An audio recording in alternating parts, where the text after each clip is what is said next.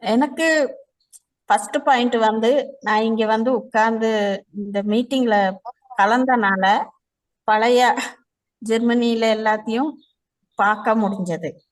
அது எனக்கு ரொம்ப She said சந்தோஷமா she was in this meeting, she could meet her old friends from Germany, and she's very, very happy about that. And she's also able to see commonalities between this issue across in India and in Germany.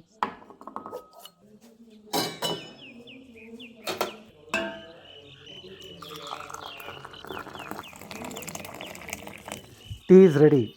Hello and welcome to the Afternoon Tea Podcast, the podcast of the Adivasi Tea Project. Today we are talking about a topic that has accompanied our work for quite some time and continues to challenge us. Feminism in development cooperation. What does it actually mean to work in a feminist way, even though we live in different social contexts? Before we dive in, here's a quick note about who we are and what's behind this podcast. The Adivasi Tea Project is a nationwide non-profit organization based in Germany.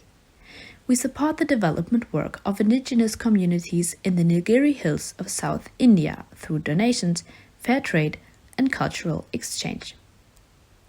Here in Germany, we also engage in educational work through study trips, events, and teaching materials, all for a fairer world, global solidarity, and sustainable development. Each episode of this podcast takes a closer look at a topic that connects us with the Adivasi communities in South India. So, let's get started. How are gender roles changing?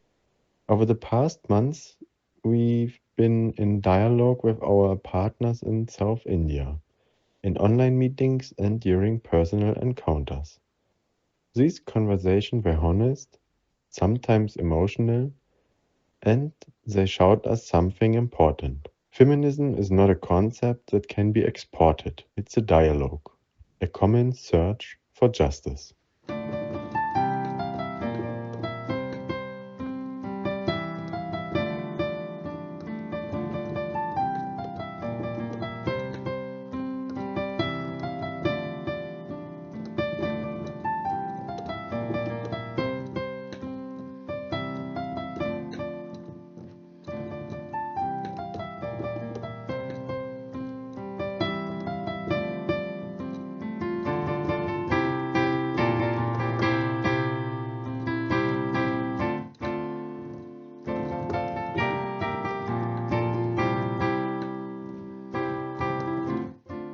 In the Nilgiri Hills, our partner organizations have been working with local communities for many years in the topic of land rights, health, education, culture, and sustainability.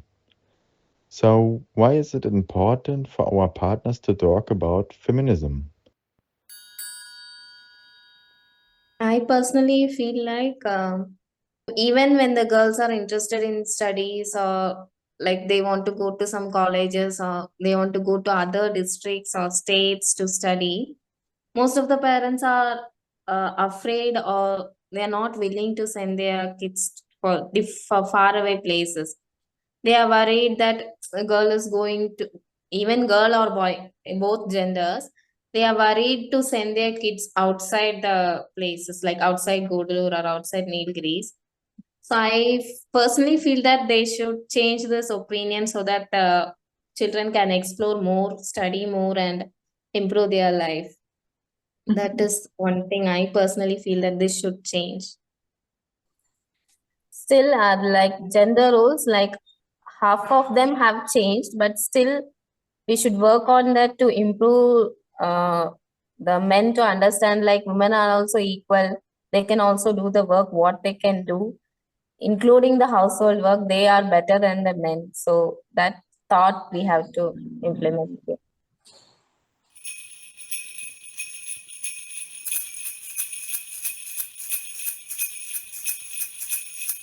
So, where do we stand? What barriers exist when it comes to gender equality? Through our conversations, we learned how gender roles are shifting within Adivasi communities in very tangible, everyday ways. I shared that as an example for women who are working in the shops, like in sales, like selling clothes. They have to leave by 5 because they have to go home for the household works and they have to take back their children. So they can't work above 5 o'clock in the evening. That was an example. But men and women work similar hours together. Yeah. Men and women have more differences even now.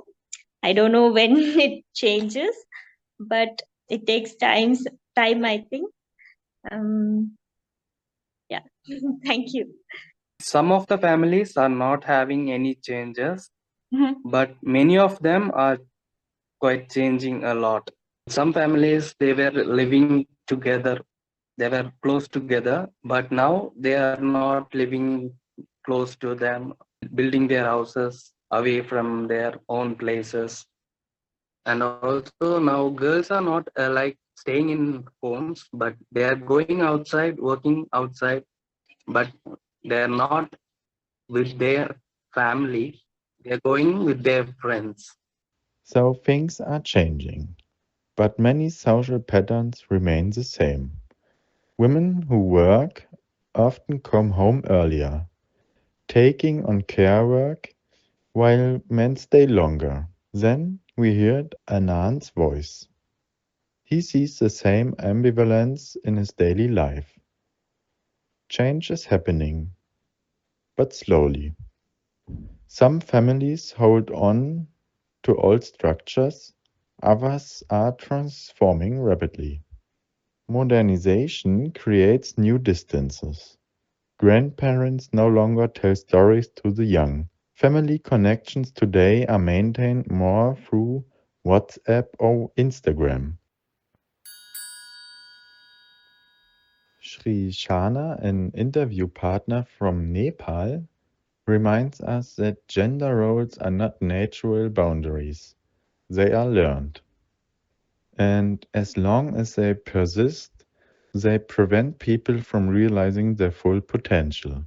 Most of the women and also men, because there are also the kind of like a very immense pressure to the men to be the very strong person in the society, in the family, which also in a different way has endorsed the toxic masculinity, because they were forced to behave in certain ways, and sometimes when they want to cry, the society used to remind them that, you know, if you are a man you cannot cry because you have to maintain that masculinity. So after all, we are human beings, right? So at one point of time I could see my male counterparts, they were also in the verge of exploding. So the concept of gender equality, gender identity has shaped my vision, my horizon in a many meaningful way. We are also social beings, formed by society, formed by our country, formed by our family, formed by our social status. Elements that distinct us from each other. And as you were saying, also the men themselves, they always have to be strong, and I realized it also myself. I don't ask much for help, I just try to figure it out on my own, so just to keep up that social image. That leads me to the conclusion, if we all find more, find to our humanity, to our conditioned humanity, to a sort of a humanity that is before or that comes in front, that has been there before we got those social influences, this image of separation, might that be a solution to the topic of gender inequality? Might that gender? Yeah, so yeah, you're very right, because you already have answer to the question that you have raised. And so the time when we are born and then we are raised by certain family, by certain people, and then if we are lucky, then we get more equality, we get more accessibility because of the people, the personality, like the kind of community that raises us. But you're quite true, because like we've been conditioning to believe that these are the certain roles that we need to perform as being the member of this community or the society, where the gender has been defined in certain way. But leaving all these biological differences, like of a raging child, now there are many this medical like advancement where the questions of the motherhood or the natural or the conventional way of rearing child has also been challenged. But leaving all these things beside, when talking about the general approach, when we are child without the harsh conditioning of the society, I think it will allow us the enough room for the growth as an individual that can have a very good impact. But what do we actually mean when we talk about gender roles? I feel like it is an inborn nature of a woman to take care of the family. Like male support to financially, they support the family and doing other household works. But in more like girls or the women, they have the nature to take care of their whole family, even when they are sick, or to bring them up, or to take care of the needed things or something like that. Girls give importance more to that compared to boys. Like boys, once they are earned a little, they are satisfied and they can, okay, this is enough, like that. But girls, they start to think not for themselves, also they for the whole family. Students from the One Word group in Laufen have collected a few examples. We also hear Markus, an ATP member, about his observations in inequality in the professional sphere. Also bei uns zu Hause würde ich eigentlich nicht sagen, dass meine Schwester und ich anders behandelt werden als. At home, I wouldn't really say that my sister and I are treated any differently from my brother when it comes to household chores.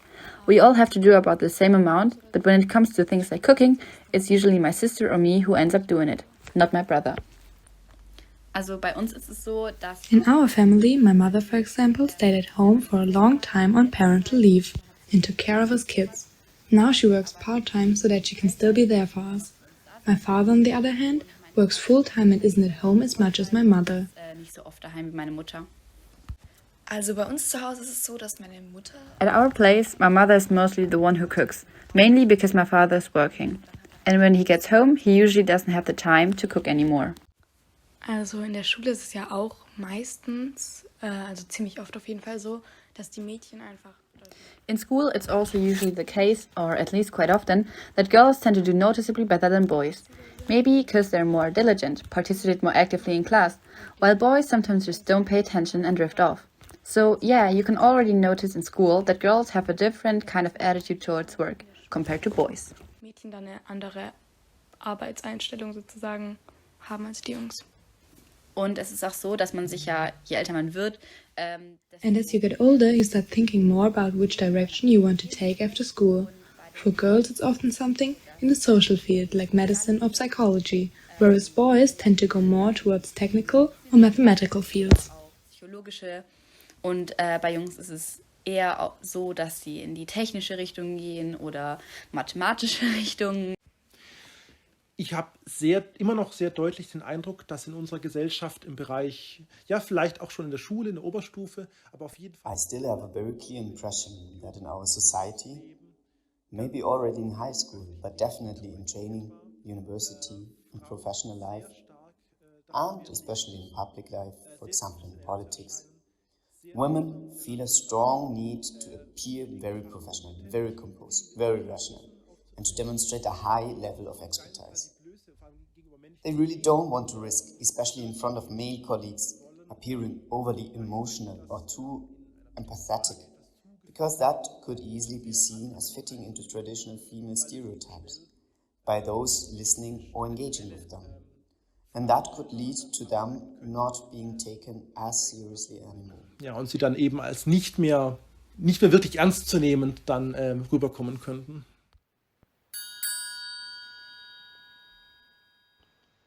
Now, let's turn our attention to change.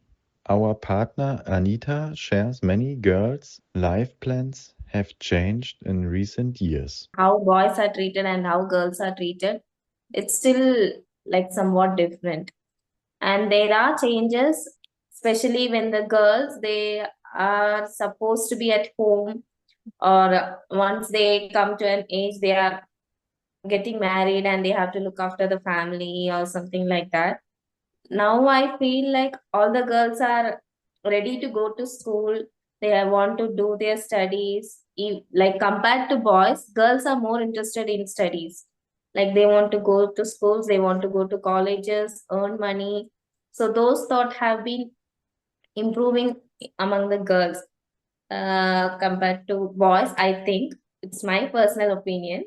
And how they treat the girls during, as I tell, like during the pregnancy time or during your menstruation. And there are so many certain social rules which we have to follow during those times. But now I feel most of that has been changing due to the improvement in education or knowledge or something like that. It has been changing a lot, I feel.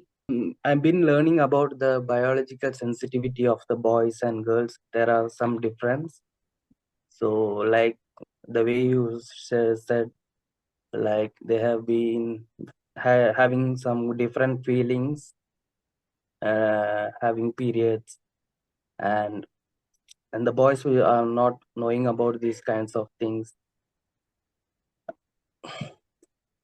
So now they are much knowing about this, and this has to be get to every boys, so they will be learning about the girls' feelings. So that has to be given nowadays.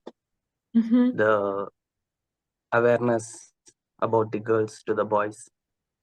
So we are not still sticking on to that old stigma or something like that.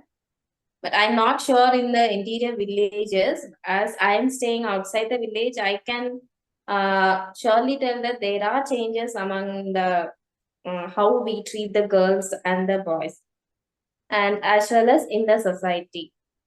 And other things which I want to tell is like the social medias. Social medias, like previously, girls were not allowed to use much social medias. Like we are not supposed to use like WhatsApp, Facebook, or Insta or something like that. We are not supposed to post our photos. It was restricted. Who did Like, restrict it? And who did tell you not to use it? Your family or your teachers? Our family, like, it was a general opinion that girls are not supposed to post their photos in the social medias, or like generally sharing our daily lives in the social medias. We are not supposed to expose ourselves to the world or society like that. Previously, like when I was doing my schooling, this was there, but now I feel it has changed a lot. Like girls, they are also equally participating in the social media, doing good things, like exploring more things about the world. And through social medias, girls are also learning a lot.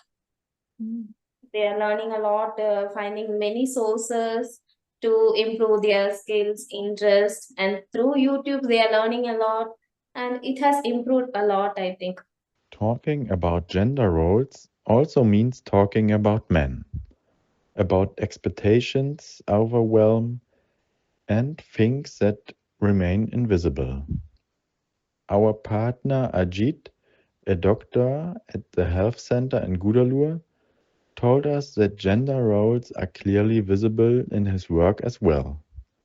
I must say that being a man, the access to certain kind of information when it comes to gender is also access to those kinds of information might be limited. One is that there are various levels. Like one is being a man, second is being a doctor. So obviously there is a power difference also. When you go to the village, most of the time what happens is you only see women, because most of the families would have one earning member, working member, which would be the man. The man also would have access to telecommunication. You have the access to phones or smartphones specifically, or the access to transportation is much more easier for the man. I wouldn't say that women don't work. A large majority of women also have to work, but the reason why they have to work is very different. Because the man of the house has to contribute to the economic growth of the house, right? I mean, that's the whole norm around gender roles or engendered kind of a situation where a family is operating, and the whole idea is like there is one person who's providing for the family and the other person is basically taking care of the household related work. One thing which is very stark is that when the health system is reaching out to people in the villages, it's predominantly women who are approaching us and having this conversation with us about healthcare. There is a noticeable absence of men from the healthcare related conversation. It could be due to various reasons. One reason that I feel might be happening is that most of the healthcare staff in our system are women. The health animators barred for 2 people are all women. Out of the 16 health animators, only 2 men are there. When it comes to the kind of conversations that happen, it's around maternity, it's around childcare, it's around patient care.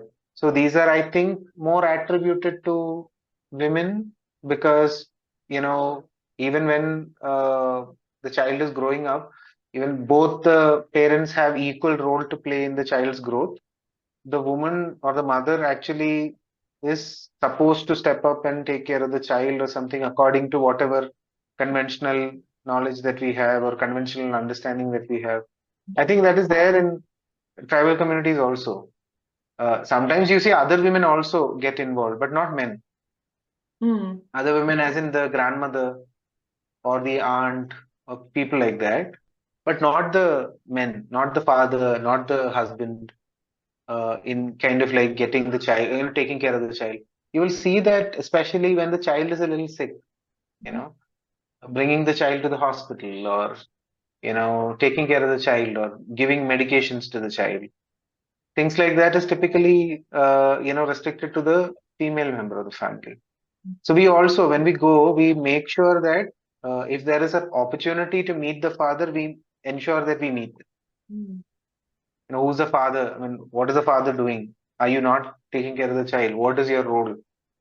In certain cases, sometimes because the health system operates through so many female staff, the female staff find it much more comfortable or convenient to talk to the female member of the family. It's a very complex situation. You can't really say, one thing is leading to another. But at the same time, I also feel things are changing.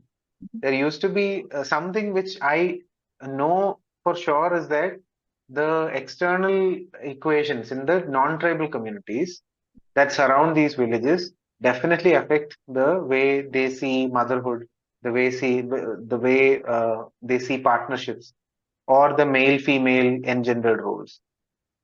What I don't know is that how it was earlier, because I am also a product of this generation, and I can only vouch for the last 7 years or something. That's it. That's what I know about this community.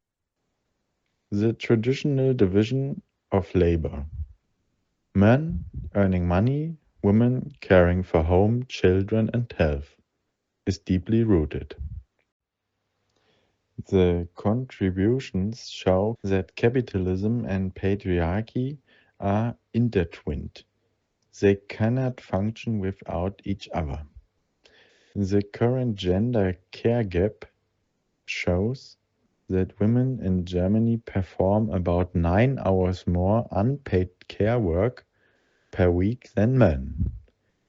In India, the Global Gender Gap report from 2025 shows that women do even more unpaid work.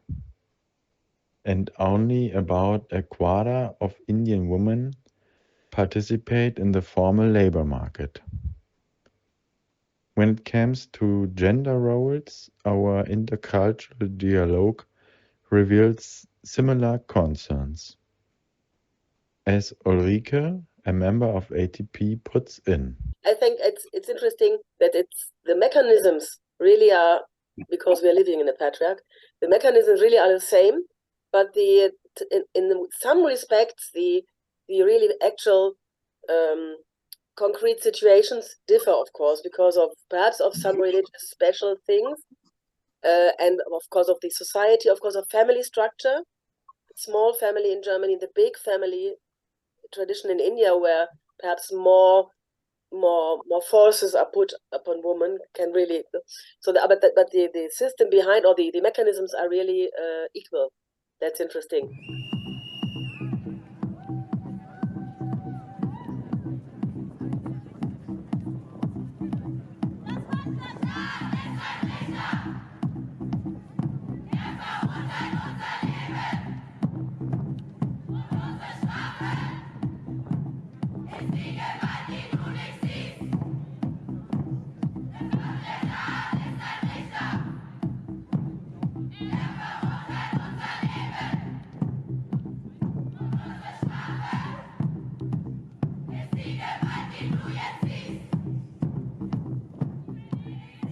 Change begins with encounter, with spaces for dialogue that didn't exist before. This, of course, takes time, courage, and trust. What have we learned from all these voices? That feminism in development cooperation doesn't come from the outside. It grows out of the relationship. We've learned that equality is not a goal you reach one day, but a process. Sometimes contradictory, sometimes uncomfortable, often quiet and always personal. This process unfolds whenever people reflect together on how they want to live. Feminist education then means creating spaces for dialogue where there was silence. It means rethinking habits, asking questions, naming one's feelings, and listening when people begin to share their experiences. For me, it was really nice to share things. We don't openly talk to everyone every day about all these things. So this was really a good platform to share everything on this. So my understanding is also like what after like how to face all this is really a challenge. Still, I didn't get an answer. I have to be working on this again. It might take a long journey, but I think sharing thoughts like this is really good for others also to think about this. So it was really good. I might talk to my friends about this. Thank you. Yeah, like I was sharing that I was able to also rally people around me when I started looking at it as a system. It is not you versus me or us versus them. So we are all in this together, and maybe you are also affected by it in ways that are different. I am also affected by it in ways which look different, but the source is the same system. The root cause is the same system. And what I learned from this discussion was Uta saying she's 56 years old and it never stops. And I am like, okay, this never stops. And how much of this is also accepted by us as women also. Like we also sometimes take it on us. And that for me was an important learning, that I need to also constantly reflect, share, reflect, unlearn, learn. Because it's going to be a journey.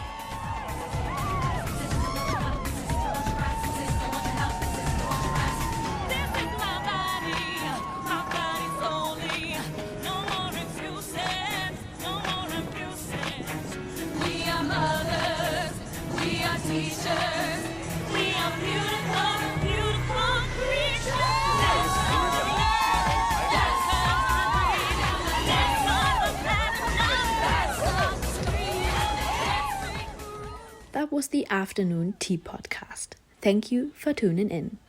Do you have feedback for us? We'd love to hear from you. Leave a comment or send us a message. You can find us online or on Instagram. And if you'd like to support our work, get involved, or meet the people behind the project, we would be happy to connect with you.